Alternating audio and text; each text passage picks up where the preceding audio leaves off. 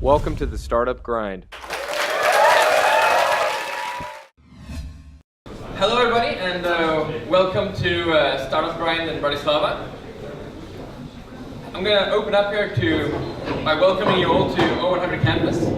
This is the first Startup Grind that we're hosting here in our brand new space. We opened last week and are a new co-working space here in Bratislava. This is an international co-working space. We're happy to welcome startups from all over the world. And hopefully more of you will join us in the coming months.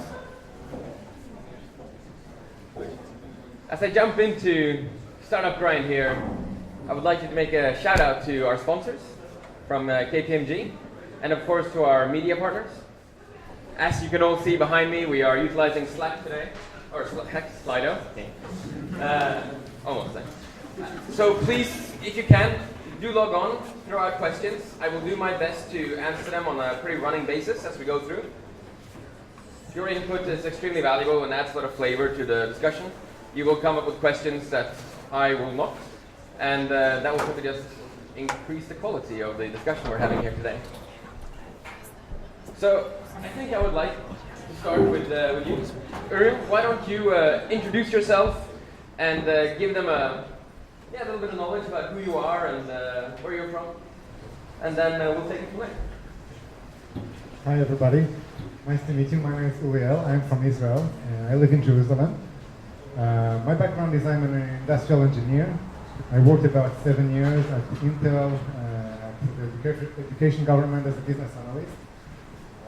At the same time, before that, I was in the army. I was an officer in the intelligence. I did it for about almost 4 years. After graduating, after a few years, I worked as a business analyst. I founded my company, which is a website. It's called the Israeli Greetings website. It's a website with about 50,000 people per day that are visiting. After that, this was the business that I'm a little bit excited.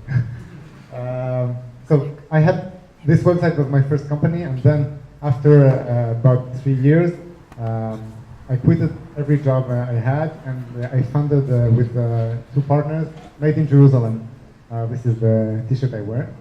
MadeInJLM is a startup community of Jerusalem. It's a community with about 5,000 entrepreneurs and tech people, with 200 tech leaders, 500 startups. And basically what we do is we connect everybody, the venture capital with the startups and with the accelerators, and we help people find jobs. We have a lot of platforms. This is, maybe we'll talk about it later.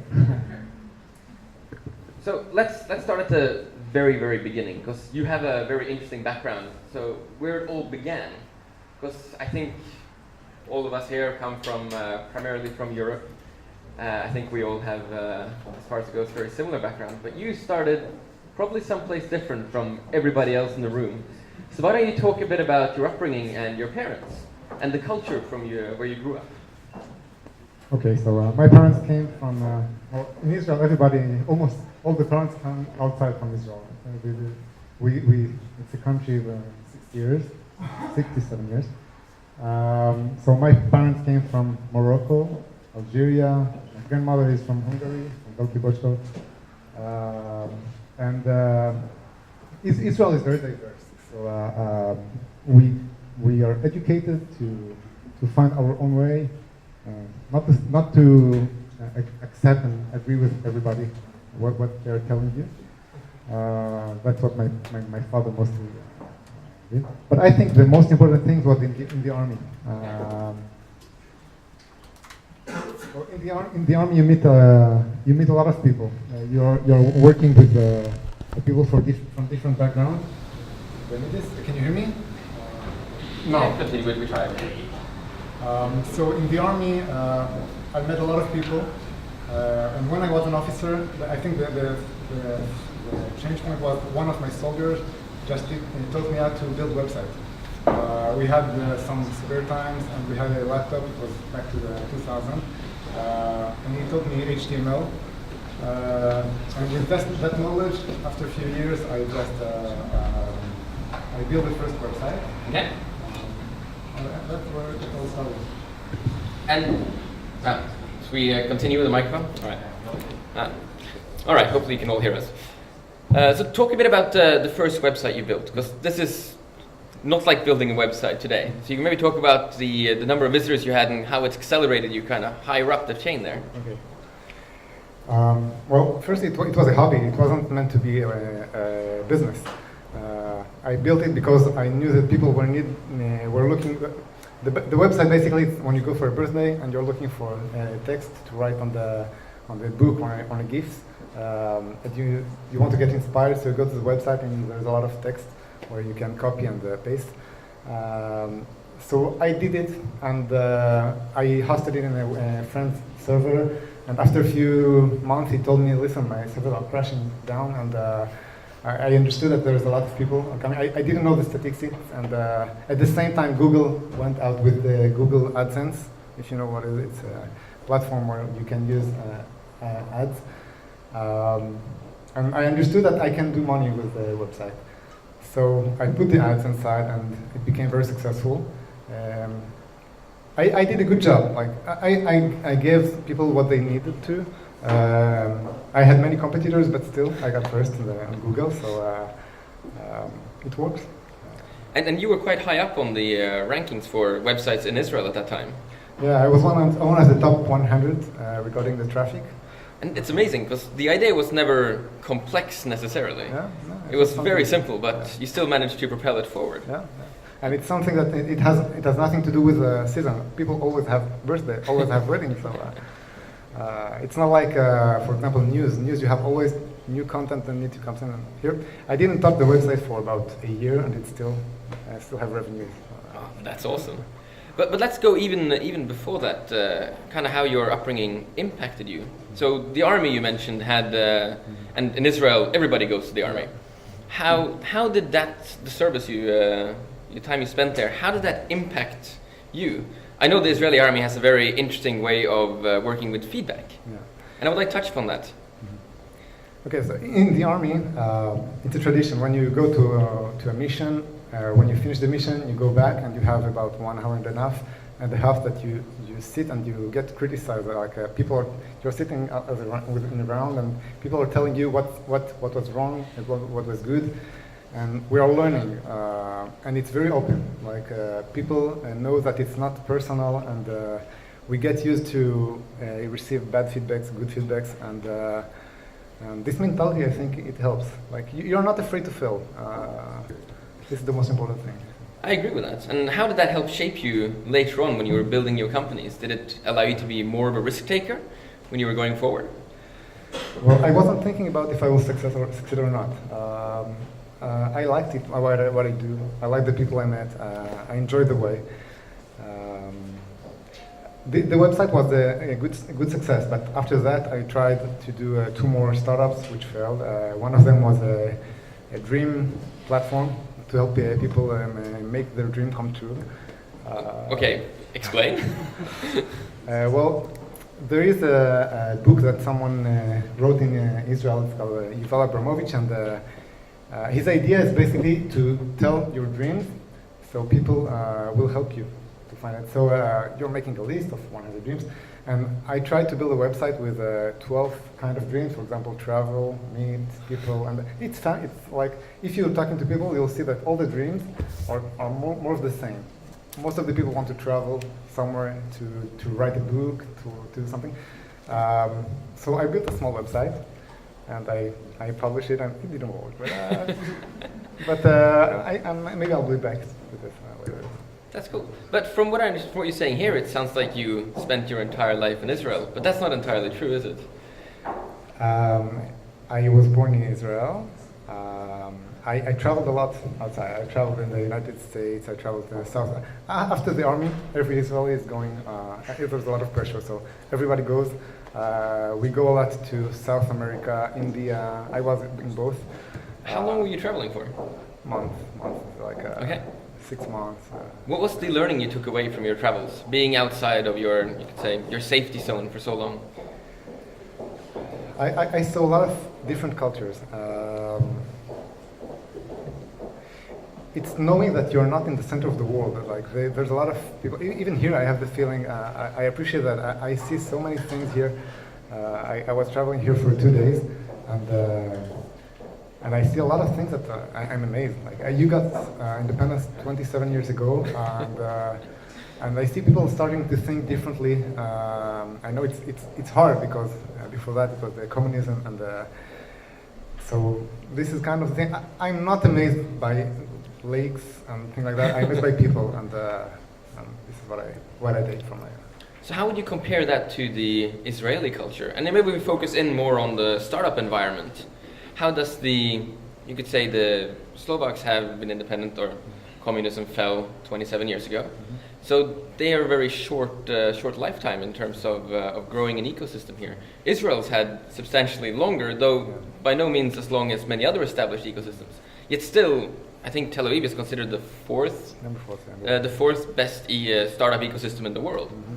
So even in that short time span, with competition from every other country in the world, how did Israel, such a small country, manage to propel itself so far ahead in the startup scene in such a short amount of time? That's a good question. The book Startup Nation, some of you, did you read it? Or, Startup Nation? No. Okay. Anyway. I think it's a mix of reasons. First of all, in Israel we face a lot of constraints. We are surrounded by enemies. We have to develop everything by ourselves. We can't, for example, if you want to bring water to Israel, you can take it from Austria, from other countries, I don't know. In Israel, you don't have it. You need to evaporate water, and you need to, so even if you want to buy aircrafts, so you have to develop everything by yourself.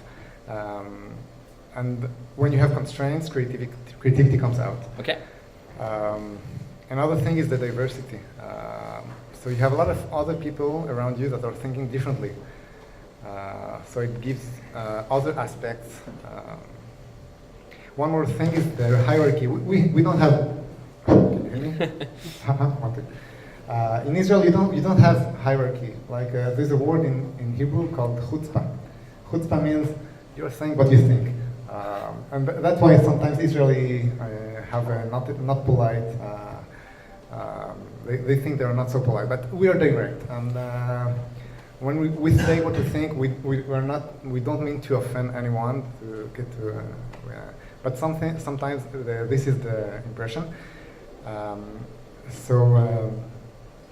Telling what you think is also. I was talking about hierarchy. So we have no hierarchy, and even in the army, I could go to my commander and tell him, "Listen, I think we should do this way," and it was okay. So this is also part of the culture that helps. That's very interesting, because that reflects and mimics very much the startup culture of removing a lot of bureaucracy from your daily life to improve efficiency. Yeah. So, I mean, talking about multicultural environments, you're from Jerusalem. Mm-hmm. I don't think there's any place in the world as multicultural as Jerusalem. Yeah. And though it's the source of many conflicts, I think the slogan for Made in Jerusalem is 3,000 years of innovation. 3,000 or 4,000 was it? Yeah, depends on where you count. 3,000 years of innovation. No other startup hub in the world can boast that. Yeah, that's true. So how does that impact? Because Made in Jerusalem and Jerusalem itself is still quite low down in the rankings in terms of ecosystem itself. You have Tel Aviv, which is pushing ahead. How do you accelerate Jerusalem now? What's the plan? Okay, first of all, we're not fighting Tel Aviv because we have no chance. Well, Tel Aviv has about 4,000 startups. In Jerusalem, we have 5,000, now 600. 500, sorry. So we do a lot of things. First of all, what we're trying to do, and I think this is working here as well, we're trying to change perceptions about Jerusalem because Jerusalem is known for history and for terrorism, for conflicts, religion conflicts, and we are saying a new story about this. Like we are talking about creativity, about academic, and about new startups. So first thing is to change perceptions. Second thing is connecting people. Okay. As I said before, we're creating meetups where people can network, such as this kind of events. We have platforms where people can meet each other. For example, if you are a founder and you're looking for a co-founder, you can go to our website and you'll find a list of people that are looking to co-founders or etc. We help people find jobs. I think, bottom line, we help create more jobs, more tech jobs. Okay. Because at the end, that's what will people will stay here if they have job. If you don't have job, they will go to Tel Aviv or to somewhere else. So how do you work with the multicultural society? Because you have, in Jerusalem, you have both sides of every extreme you can imagine. And I mean, you're quite familiar with the Orthodox society in Jerusalem. How do you work with, because you mentioned you wanted to build a co-working space or incubator for the Orthodox society. Yeah. How would that work? What are the challenges that you would come across doing something like that? I don't think it's been done before. No, that's the first time. There are some, but that's the first time. I was an Orthodox before that. I quit the religion 2 years ago, but I'm still involved in this community. We approach this with we are not trying to change them. Okay. Like we're trying to help them, not help to be part of this. So, for example, one of the things that it will be separated for men and women. But we'll try to show them the new technology and to because they are more focusing on the Bible things and but now they do understand that if they want to go to support their family, they have to work, and so we'll build an accelerator that will adjust the requirement. That's very interesting. And so you have the Jewish side of Jerusalem, but then you also have the Muslim side. And on the Muslim side as well, for Islam, you have also both sides of the spectrum. You have exceptionally pious Muslims, but then you also have the modern New Age ones. How do you make those two societies work together? Because historically, it's a cause of a number of strifes in Israel. Well, that's the nice thing about technology is that you don't have to talk about politics. And on our board of Made in Jerusalem, it's a non-profit, by the way, and one of the people in our board is a Palestinian. Okay. He runs a company, a telecom company, and he helps us to make a bridge with the Palestinians. It's complicated. This is a challenge that we didn't solve yet. Okay. Because when we come as a Jerusalem, they don't want to get branded as part of Jerusalem. But on one-on-one, it always works. We have a lot of friends. I work a lot with in person. But if we come as an organization, it's a little bit more complicated. So we're doing this one-on-one as a friends, and it's easier. That's quite amazing. I've heard a lot of stories of attempts at reconciliation in Jerusalem, especially when I was there and we were walking through the streets and I was getting the tour of the strife that's been happening. And there has been many attempts throughout history to solve those issues. Yeah. Maybe you guys are the ones to solve it finally. Hopefully, yeah. So what is the next phase of Made in Jerusalem then?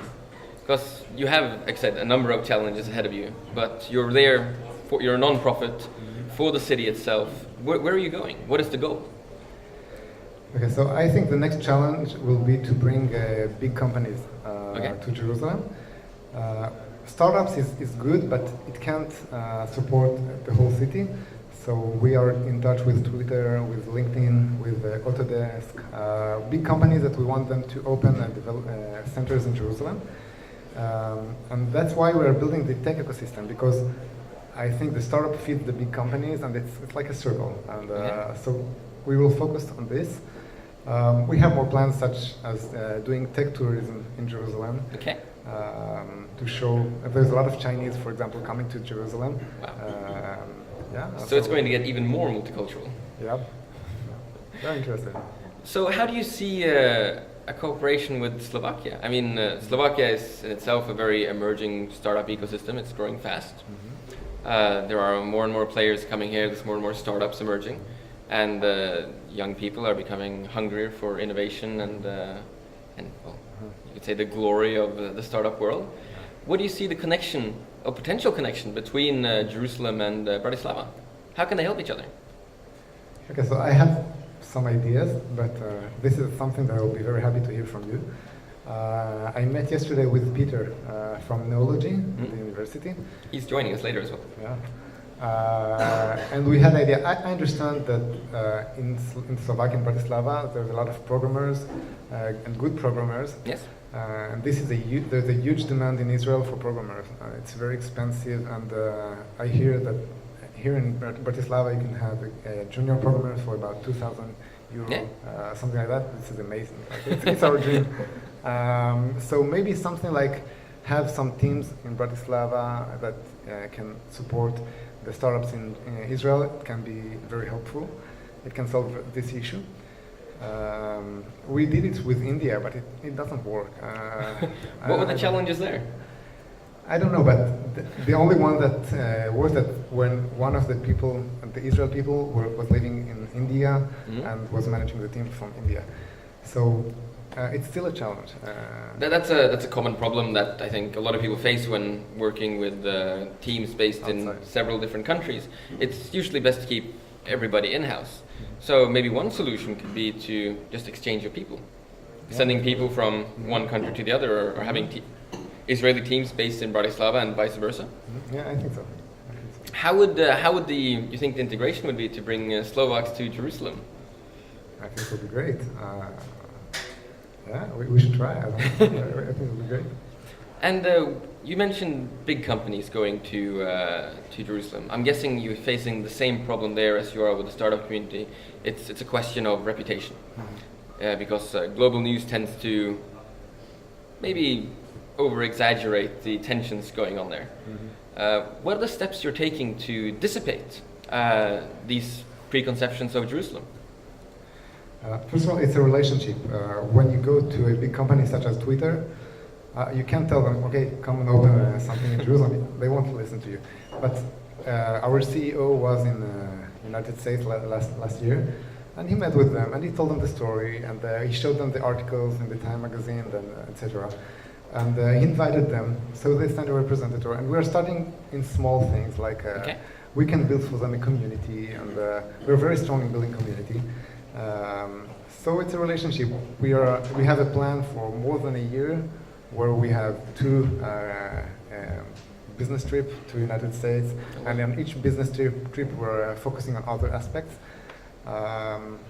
That's it. I think you have to build a relationship, and then they might be interested. So which countries are you focusing on when you build these relationships? Because there's a broad segment. You mentioned you want to bring big companies, so obviously the US is one, but they're quite far away. Europe is a much closer partner that you could potentially find. Where do you look for in Europe when you want to expand your network?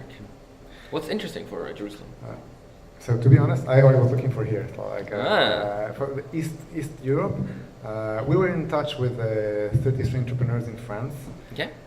But they were focusing on food startups, something like that.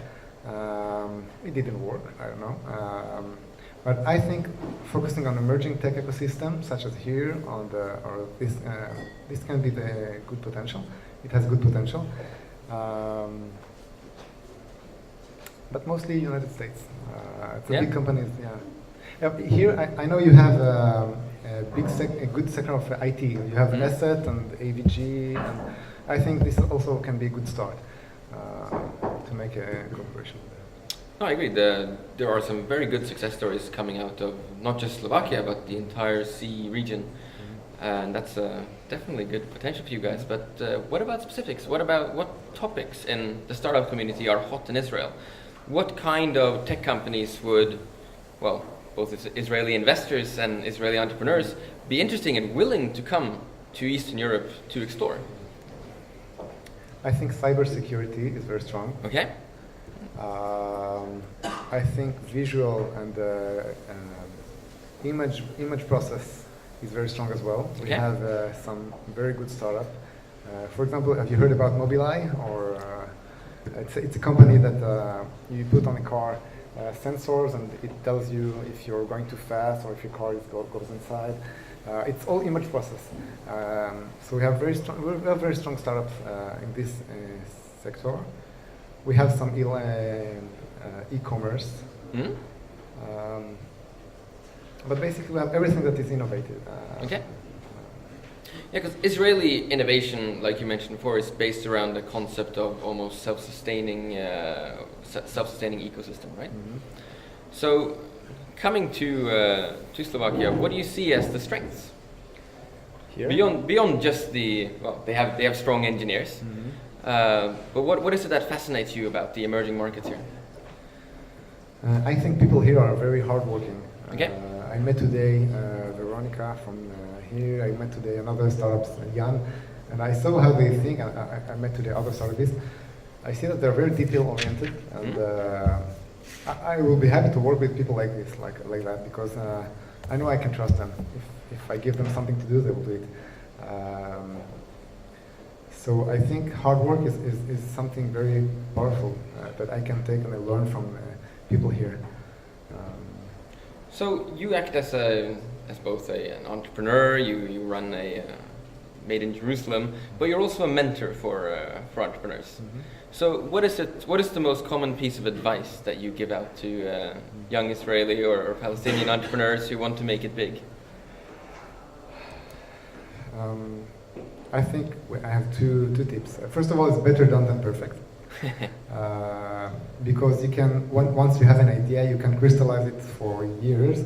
And I like that people here showed me MVP, like a very fast product. There's a lean startup. Have you heard about lean startup? Mm-hmm. It's one of the methodology. So better done than perfect. Sometimes it's very powerful. You can, for example, check the market before you actually have the product. Yeah. Kind of fake it till you make it, but so this is the first thing.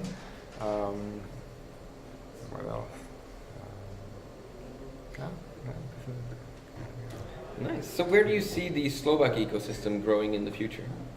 What do you think they should be looking for next? What are the lessons that they should learn from outside sources that will help them advance forward? I don't know so much about the Slovakian ecosystem. What I think is the next step will be to be more creative, more improvising. I see that your generation is starting to think differently than what was before, and it's a brave thing to do, because I totally understand that the past was like you have to think like this, and now that people are starting to think in a more creative way. This is something you need to educate people to do this, and so improvising and thinking out of the box, and do some not to be afraid to fail. I think it will bring the next step to. I think that's a very important topic you just touched upon, which is education and its effect on innovation.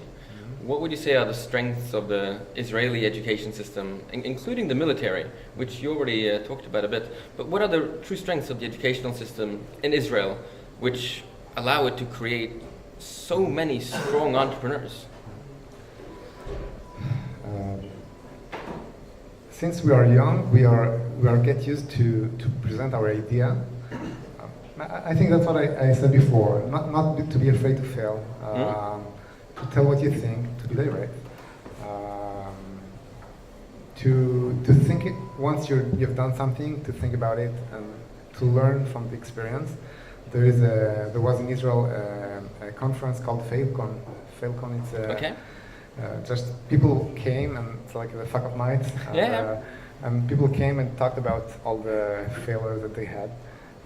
So in this kind of culture, it's totally okay if you're trying and you're not succeeding, but at least you try. So what would you say are the most prominent Israeli startups at the moment? The ones that you are currently looking at and pushing forward?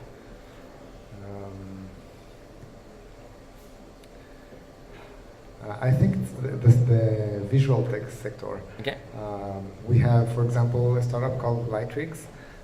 They are making an application for, it's called Facetune. I don't know if you heard about.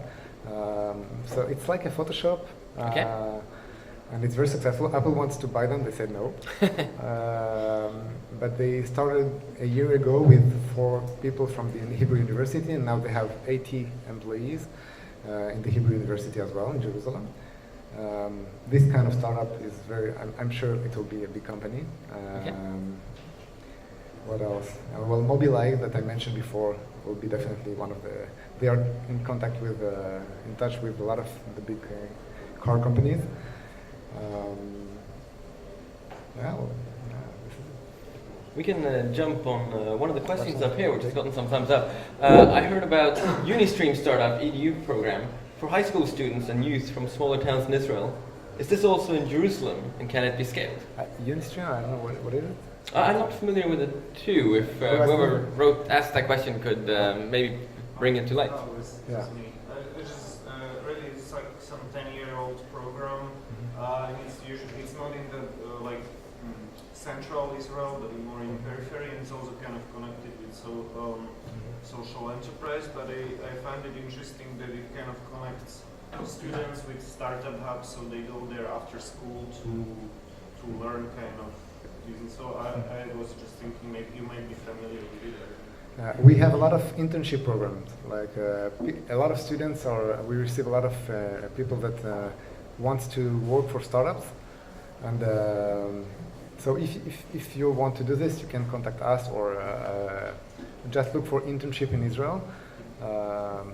Usually it's I think 1 day a week, or there are a lot of programs. I can check it for you if you want. But it exists. So how many? It's actually an interesting topic you brought up. So which is innovation or entrepreneurial schooling for very, very young children. Is this something that Made in Jerusalem is doing as well? Are you working with, say, primary and middle school students? So we have a sub-community called TomorrowJLM, Okay. which is for people from 10 to 16, something like that.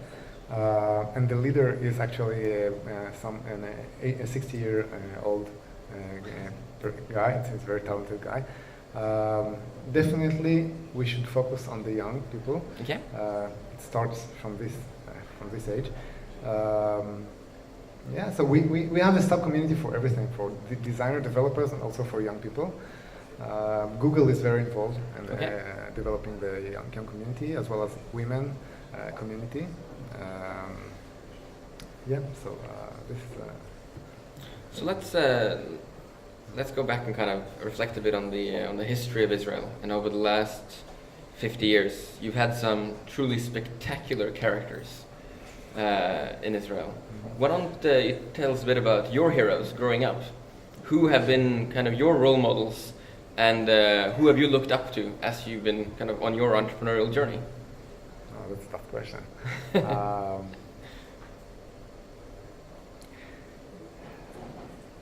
I can't say that they have one role model. It's everybody. I can tell a lot of stories about people. Please share some anecdote of some big Israeli player. I mean, Perez, I guess, is one such guy. But, I think in the Startup Awards, and will be here, there will be Uriel Shuraki from Waze. Have you heard about Waze? Yeah. So he will come here to talk, and he's a great guy. I met him. Another company is Outbrain, for example. Outbrain is making content. When you read the news, after the news, maybe you'll be interested to read this, and this. So the company started with 4 people that were together in the army. It happens a lot, and they were sailormen. I don't know how you say it. The people in the ship, battleships. Sailors. Okay, so they built this company with this spirit. So when they are talking about the company, they have the tower with the light. How do you say? A lighthouse. Lighthouse, and when they are talking about the vision, they always have this tower, and they are teaching all the startups around to have this tower, so you'll never lose your focus. So if you build your startup and you don't have this tower. Explain that a bit. How does the tower work? What's the metaphor? For example, in Made in Jerusalem, the tower will be help people connect people. So this is the basic values. Okay. And we're working around these values. And I can mention, for example, the Fyrgrunde that we made. We came to a conclusion that this is one of the core values, so we created a holiday that's called Fyrgrunde, where it's on the 17th of July. On this day, everybody is telling nice things about other. So it's very fun. We made a hackathon, we built an application, like a generator for Fyrgrunds. It was fun. So this is kind of the thing that every time we were going back to the center, to this... So it helps you not lose sight of your original vision and moving forward. And what about your private life? Do you live entirely for Made in Jerusalem, or what do you do on the side? How do you balance your life? Thanks to my website, I don't have to work. So I did Made in Jerusalem for 3 years as a volunteer. Okay. I'm trying a lot of things. I try to build this dreams platform. I'm doing some sport, bicycle. I run a little bit. So you're a pretty free man with a successful startup running in the background. Yeah. So are you going to be iterating anything on this greetings page, or What?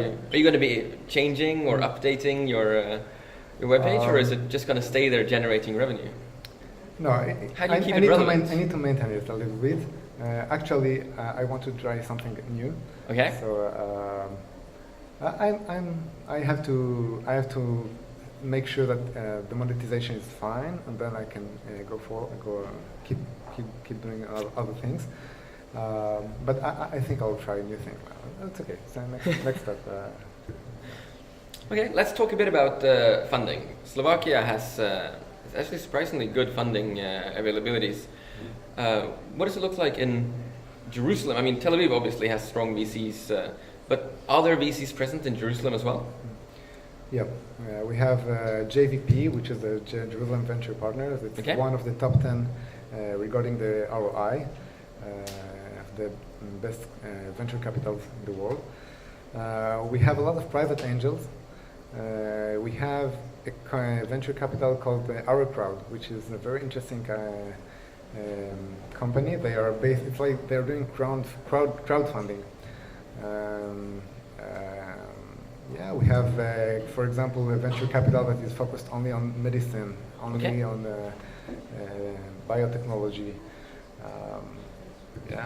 How does funding look like in Jerusalem? Is it kind of Silicon Valley style, where it's quite fast and expedient, or is it a lengthy process? Well, it's not easy to get money. Okay. You need to have a good idea. You need to have a good team. But if you have a good idea and a good team, you'll get the money, I think. Okay. Is the process of obtaining the money, does it take several months, or is it very rapid? Are we talking 1 week, 3 months? I don't know. Okay. I can check it out. My business was a bootstrap. I had no money. It's also a good approach. Yeah. So, what are your recommendations for, in that case, people here who want to go fundraising in Jerusalem? You mentioned good team, strong ideas. Can you maybe emphasize a bit on that, explore that? Once you have a good idea, you have to execute it. A lot of people have an idea. First of all, don't be afraid to talk about it. Nobody will steal your idea, I think so. And so if you have a good idea, the people in the venture capital has to be has the feeling that you can execute it. So you have to be ready with a good team. You can show your success story if you have. If not, you can create a small success story, and then you can. How would you do that?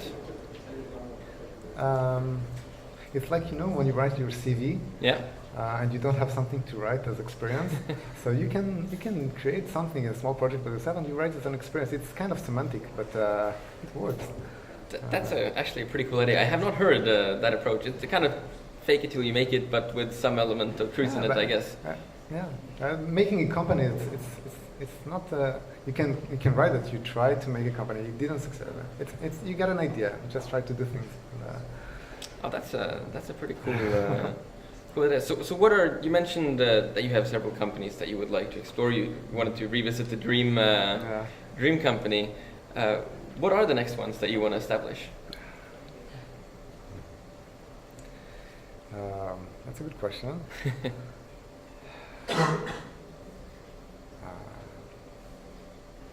I don't know, but I think it will be something that will connect people around. Okay. I think connecting people is something that I know how to do. We built very strong communities in Jerusalem, and what I told people here is that if you have a product, and you can build a community around it, and once you build a community around it, you can empower it and use the community for leads and to get more traction. So I think my next step will be somehow something related to like building communities, maybe a platform for building communities around the world, something like that. Okay, so basically take Made in Jerusalem but make it more of an international concept? Yeah, for example. Maybe it can be something like if you want to do business abroad and you don't know where to start, it can be something like that, a platform like where to start a business, how to start a business if you want to make something. Oh, that's very cool. I guess that's a good way to use Slovakia as an intro there. Maybe this is the next place to launch Made in Bratislava or something similar. Yeah, we'll be happy. Okay. All right. Thank you, Uriel. Thank you very much. Thank you, guys.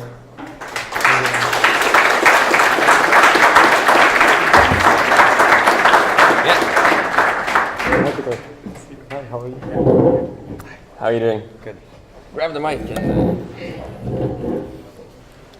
So, yeah, I'll let you introduce yourself, but we're going to switch it up now a bit and go into discussion. Peter here will... Does it stay or? I stay here? Yeah, you stay, no worries. You're not going anywhere yet. You will help represent Slovakia. So why don't you start by telling us who you are, what you do, and... Yeah. Okay, hi. My name is Peter Kolesar. I work for Neology, with the company that you probably are aware of a little bit.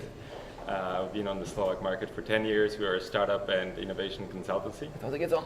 Okay, right, that helps, right? So I work for Neology, and I had a brief, before I joined Neology at the beginning of this year, I had a brief stint with the Slovak Foreign Service, and I was posted in Tel Aviv and Washington, D.C. So Tel Aviv is the connection that I had with Uriel.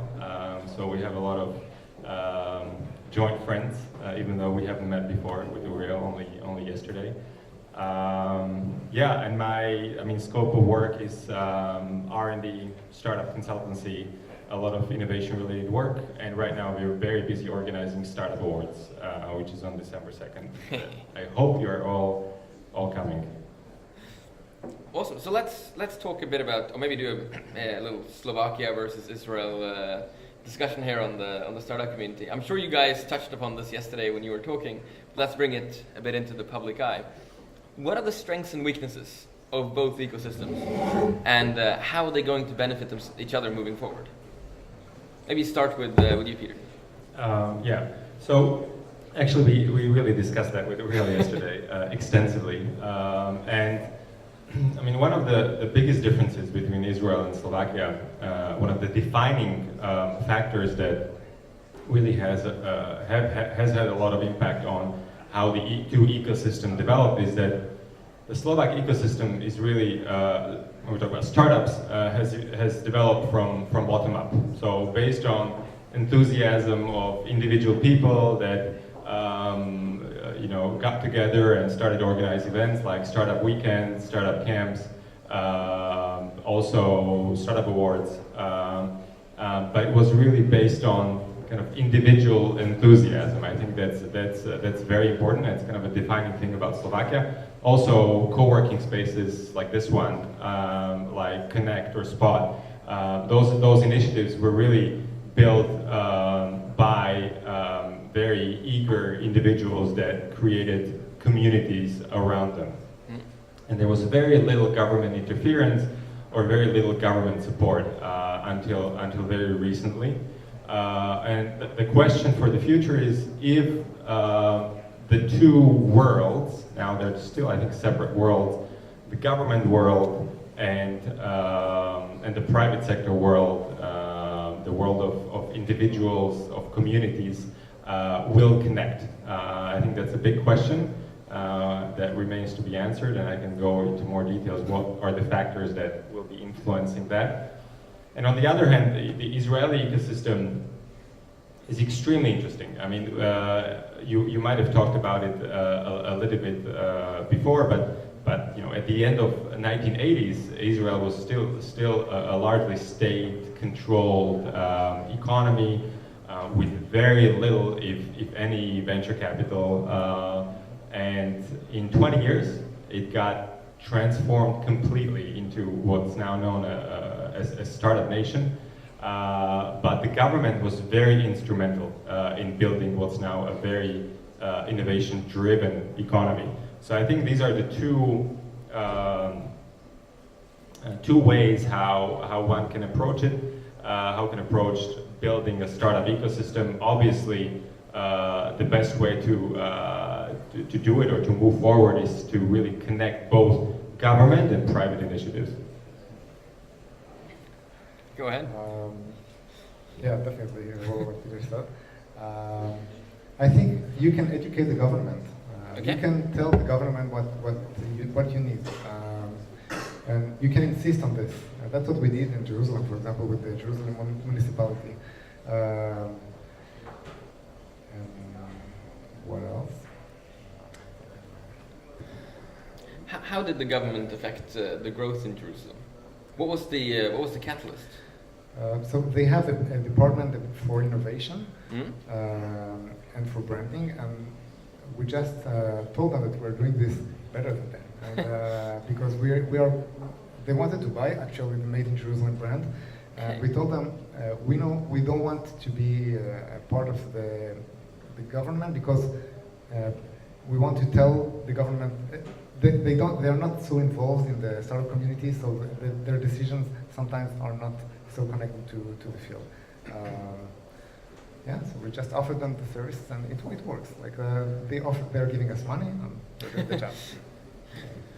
Yeah, go ahead. Yeah, talking about educating the government, I'm a big fan of trying to educate the government, and we're trying to do that as Neology, but also Neology was a founding member of SAPI, which is Slovak Alliance for Internet Economy, and that aspires to be a counterpart for the government when the government is about to adopt any strategy, concept, or any legislation that's relevant for innovative companies. SAPI tries to be the partner for discussion, and I think it really is about educating the government, especially the Slovak government, when there are very few people in the government that have some private sector experience or anything that's kind of innovation related. So they naturally should be listening to what the private sector thinks.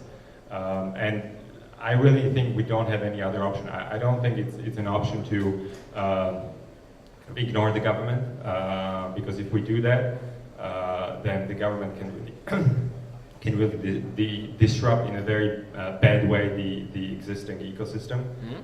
So I think we should make every effort to try to make government policies with regards to startups more effective, more targeted, and beneficial for the private sector. Can we maybe touch upon specifics? And I think we'll do both for Jerusalem and for Bratislava in this case. What should the role of the government be as with their touch to the startup system? Because I agree with you that the government cannot run the startup system because they have absolutely no experience, not just because they don't know private sector, but because startup systems tend to come ground up. What should the role be? How do you visualize that moving forward? Is it just support? How should they be contributing? Right.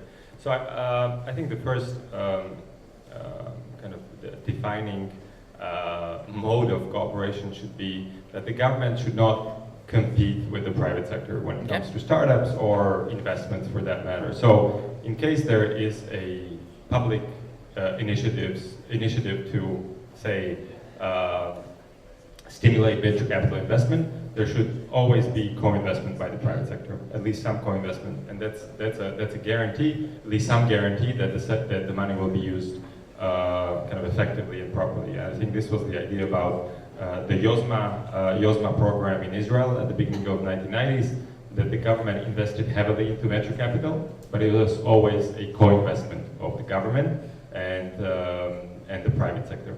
So I think cooperation rather than competition is the kind of first mode that we should be seeing. Another one, we can talk about specifics, say how can the government support initiatives like this one, like 100 Ventures or Connect or Spot or any co-working spaces or accelerators. I think they can play a role. They can play a role as either kind of a grant awarding agency, but they should not run an incubator by themselves because they don't have any experience, and they should really include the community.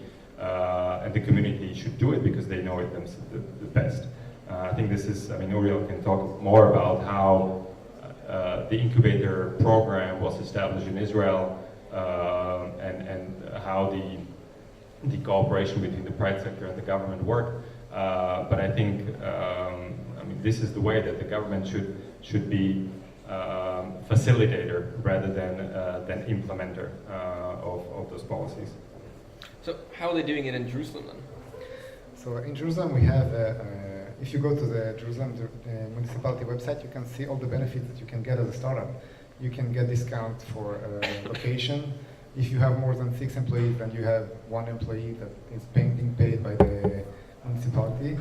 And this kind of thing helps very much the startup ecosystem. Some people call the Jerusalem as a tax-free place. Tax haven? Yeah, so it brings companies to Jerusalem. But I wanted to say that the government is just one part of the ecosystem. If you're looking at the good ecosystem, so you have the government, you have the academy, which is very strong here. You have mentors that are trying you have to develop. You have service providers that you can find here. Also, you have good programmer designers, and you have big industries that. So all of this creates the ecosystem. So the government is only one part. Mm-hmm. You can rely on the others as well. Because it's a very common, I'm sure we could call it even a misconception, that the government is the one that should be pushing the startup community. I disagree with that. I think it needs to be community-driven, not the public sector should not be driving it. So how is that working in Slovakia now? But I think the government and the community, the private sector, are still largely two different worlds that don't interact very much. Mm-hmm. And obviously, last year we were a witness to one very kind of a flagship event that many people kind of associated with the way the government does startup support, and that's Tech Match in last October, November. And this is actually, it's a great example of exactly what the government shouldn't do, to organize events that cost a lot of money without involving the community. So I think this was a very important lesson for both the government and the community, and it will really, I think it also made them think through what kind of things they should be organizing and shouldn't be organizing.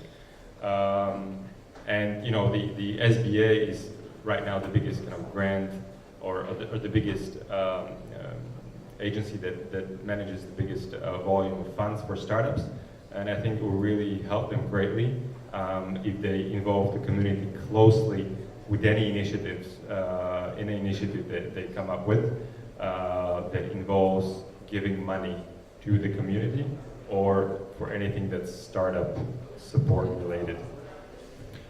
How does that function in Israel? What is the communication between government and the startup world, or how closely are they tied in together? As I said before, if you have this criteria, you just get funded or help. There are good people in the government. Yeah. There is no. I heard that there was some corruption here in the government. I don't know. In Israel, it's fine. Like you can trust the government. Well, hey, you have to follow the rules, and it works. No, I think that's actually, not to go into specifics there, but the concept of trust in the public sector is I think very important for building the community, and I think for Slovakia it's a very new ecosystem, so the concept of trust between the startup sector, private, and the public sector has not been established yet and has not been properly defined, and that might take time. Maybe that's where it has to go before they can start cooperating properly. Yeah, I completely agree. There are two things that I want to mention before we run out of time regarding Israel and the lessons maybe that we can take from Israel. One is regarding government investment into startups or venture capital investment, and that's the notion that the government doesn't take upside from any investment that has kind of high ROI. So the government always backs out if the investment is going well, right? So either the startup, the incubator, or the VC gives the money back plus interest, but the government is not interested to make money on specific investments. They make money on other things like employing people, taxes, etc. And it really pays back. I mean, this philosophy has made a lot of sense. Every dollar invested in startups and R&D by the Israeli government has generated more than $5 of investment from the private sector. And part of the reason is that the government is not interested in making money out of investing in startups. Let's actually take the question on top, because I think that relates quickly into what we're talking about here, and it refers, I suppose, to angel investors. So what opportunities are available for smaller private investors without the backing of large venture capital when investing in startups, both here in Slovakia and in Israel?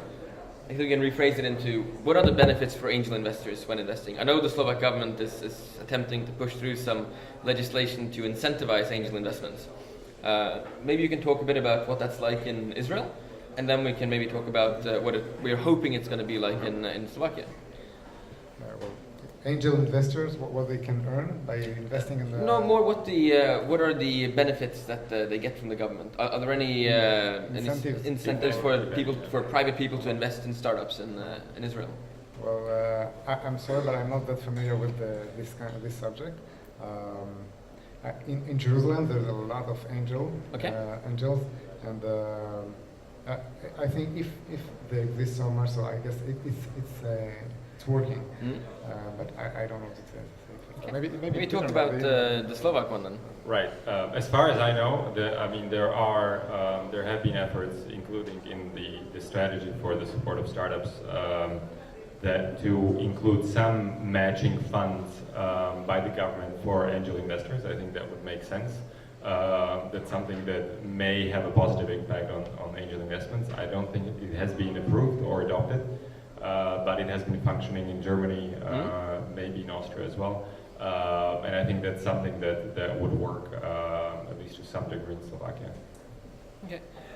So there's one more topic I would like to touch upon before we wrap up, and it's the importance of retention of entrepreneurs. So you see a number of very successful startup hubs, Israel included, around the world, which are very good at creating entrepreneurs and then keeping them after they become successful. So what are the steps that Slovakia is doing? What are maybe the steps they should be doing to prevent entrepreneurs from running away once they gain success and maybe feel like they should be going off somewhere? I'm just going to give an example of a success and the failure at this. So Norway, where I'm from, is actually quite terrible at keeping their entrepreneurs in the country. When people get successful, they run off to better places. The other side of that coin is Sweden, where you see very large successful companies, whether it's H&M or IKEA, who actually come back to Sweden because they feel a sense of duty to repay the system that gave them the opportunity to be successful. So how does Israel deal with this, and how does Slovakia deal with this? Well, in Israel, it's more giving the family feeling. it's a community. If you give the people identity and you let them feel like they are part of something very big, they want to stay. It's the same as, for example, Google and Facebook. They are fighting for employees, and it's not the salary that counts. It's more the other things. Like it's an important. It's if you're doing something that is meaningful. And in Jerusalem, we are talking about building something, about doing something together, about like giving jobs to other people, and that's why people are staying. They are feeling that they're doing something meaningful, and they feel part of something big. Okay. Yeah, I mean, I think we should first define what it means to stay in Slovakia. I think any entrepreneur that has global ambitions should go abroad, at least to start sales in the US or open operations. Even to move some of the staff to other countries. I think that's desirable even for the home country. So far in Slovakia, the successful companies have not been kind of driven out or haven't had the motivation to move out. Even we talk about ESET or Pixel Federation. Cyjik is an example of a company that is kind of in between. I mean, they're running out of people here, so they're starting a big operation in Brno. But so far, we haven't really witnessed kind of an outflow of entrepreneurs. But I don't think it's, in general, I don't think it's necessarily bad that people move out of the country for some time, at least. That I agree with, but they need to come back. I think the critical element is to keep the brains circulating. And that brings me to a point that I forgot to mention, that's work with diaspora. So working with people that are already abroad, Slovaks that are, or Israelis for that matter, that are based in America. And I think Israelis specifically were instrumental in helping the ecosystem, Israeli ecosystem. The successful Israelis in America that worked for big corporations started smaller operations in Israel that grew big into big R&D centers, like Intel, for instance, and many others. And I think this is a big challenge for Slovakia to kind of keep connected with our great Slovaks that are doing great things abroad, scientists, investors, hedge fund managers, managers in general in large corporations. I think we should keep them involved, not necessarily make them return to Slovakia, but get them involved with what's happening in Slovakia and maybe help Slovak startups, Slovak companies in those territories. I think this is key to keep them engaged and involved. I think that's also a key or one of the keys to successful global expansion of Slovak young companies. Okay, that I suppose also links into creating sustainable role models as well to keep younger entrepreneurs continuously motivated. So at Nulogy, what are the steps you guys are taking to kind of educate the young entrepreneurs? Well, events are kind of a big way to promote entrepreneurship and to kind of spread the word about what cool startups or entrepreneurs there are in the country. We organize Startup Awards, which is not a kind of a one-day or one-time event anymore, but it's a series of events that we do throughout the year that lead up to the biggest startup event in Slovakia and one of the largest national startup competitions in Europe. And we have big plans to expand, and I think this has been kind of a way to promote the idea that starting your own company and choosing the harder way, not going, not taking a job at AT&T, but starting your own little company and work hard. That I hope we also somehow contributed to that notion that choosing the startup way may make sense. And also, we're also very heavily involved in a big science popularization event called Researchers Night that we organize at the end of September. And that's, while Startup Awards is mostly for startups and creating young entrepreneurs. Researchers Night is in motivating young kids and youngsters to study STEM and study science, and to show that there are cool things happening in Slovakia with regards to science. There is world-class research that's done in Slovakia, and Researchers Night is attended by over 160,000 people every year. Wow. In 6 cities around the country.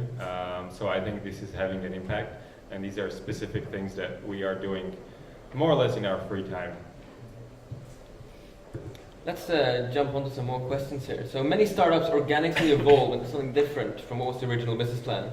Do you help startups with these changes and direct them? So this is basically talking about pivots.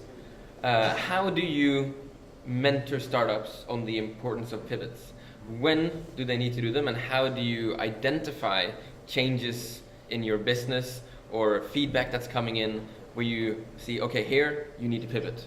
What do you do? Right. So I think the Newlogy has helped establish a fund called Newlogy Ventures 3 years ago, and that's a VC fund that some of our people moved there, and that's a VC fund that invests in startups and works directly with startups by being their investor. That's an important distinction between Newlogy and Newlogy Ventures, as we are separate companies, and they kind of deal with their 35 or 40 portfolio companies daily, and also helping them with their business, helping them pivot or die fast if needed, although they haven't had any deaths yet, but they are, I think they're coming. They're coming. So what we do in Newlogy, we are in kind of consulting, so we're not investing our money or any other money into startups, but we help from kind of early stage, from helping design a business plan to IP or university spin-offs, or if they have global ambitions, we help them open operations or help them with finding the right partners abroad. So pivoting is part of that, but I would say Newlogy Ventures guys are the ones that have kind of a day-to-day experience with pivoting and with having 35 portfolio companies. So they should be the ones to answer that. Fair point. But you mentioned that you talk to university students who come with ideas to you. When you are helping them design their business plan, I'm sure what they exit your office with is definitely not what they came in with.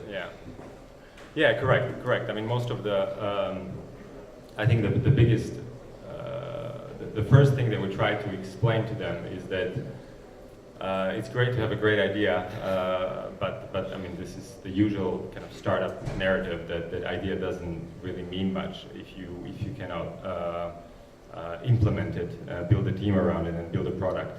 And I think this is one important realization that the students have, that they think they have a great idea, they don't even want to share it many times because they're worried that you're going to steal it. But there are likely, maybe tens or hundreds of people around the world that have, maybe even more, that have the same idea as those students that think they can, they have a great idea. So we try to get them kind of focused, give some advice with regards to business planning, come back to us when they have a product in mind at least, and then we can talk about say more specific way how they can grow. But I think the first thing is to talk to them in very general terms of what does it mean to have an idea, and to grow it into a business, and what's needed to do it. Okay. It's all about execution. Talk a bit about that in Israel. What are some of the problems you see entrepreneurs come to you with? So he mentioned a lot of them come with maybe a great solution, but not really a problem that they're solving. Maybe they have a great idea, but they haven't really looked at there's a market for it. What are some of the issues you encounter as you talk to entrepreneurs in Jerusalem? Sometimes it's not such a good idea, but sometimes it's about execution. Like it's hard, as I said before, it's hard to find programmers and to make it come true. So mostly they are looking for co-founders that will complete them. One basic mistake is to take a co-founder that is the same as you. And usually you should take someone that is not like you. So the technical issues, usually it's a kind of a barrier. So if they find a good team, they can go to the next step. I think that's maybe something you can talk about as well, because having entire startup teams consisting of one personality type is not the most uncommon encounter to find. How do you deal with startups that come with you? Maybe there's 3 engineers on the team and no business guy, or maybe there's just 3 business guys with no engineers and they want to build an application or a technology, but they have no IT skills. How does that conversation flow? Again, I mean, I don't feel too competent to talk about growing a startup, since now most of that work is shifted to Knowledge Ventures. But I think, I mean, what we are seeing in Slovakia, but with some of the teams that we talked to in the very early stage, so before they get financing most of the time, is that they are great engineers, but they don't think about, of course, sales or UX for that matter, and there's a lot of tension if they get, I just talked to one of the portfolio companies a couple of weeks ago, and there's a lot of tension between a newly hired UX guy and the IT guys, and sometimes, you know, it ends up in a disaster, sometimes it ends up in a very constructive relationship. So I think, I mean, the important thing to explain is that the startup can hit a ceiling very fast if you only have good engineers, but nobody that can find a distribution channel in a big market. So I mean, team is sometimes more important than a product that goes out. I think, yeah, go for it. Regarding the statistic, I think that most startups that fail is failing because of the partners can't find a solution to.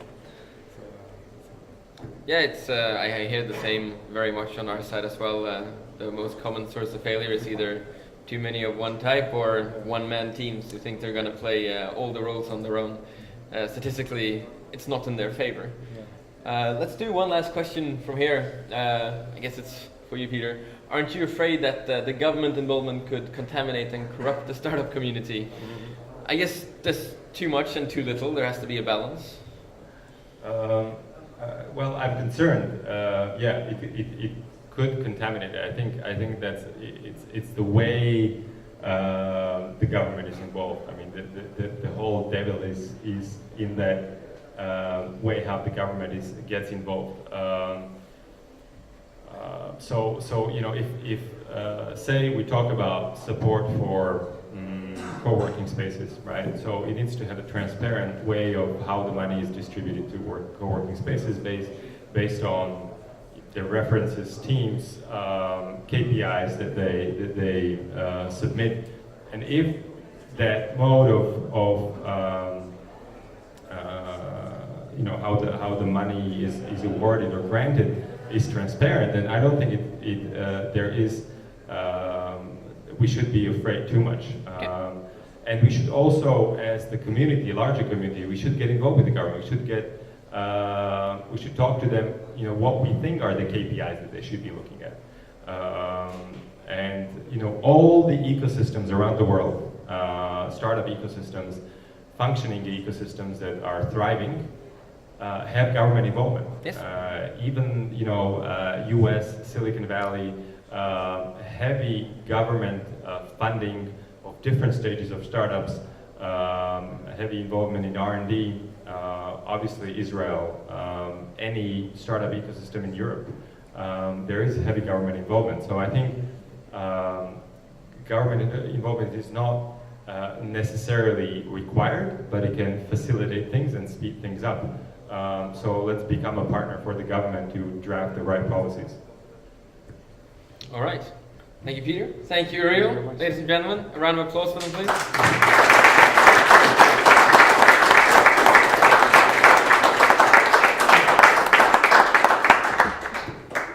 All right, I'd like to say thanks again to our partners, KPMG, and of course our media partners. And everybody, now is the time for networking and fun. There is food and drinks, and the place is open, so enjoy yourself. Thank you. Thank you very much.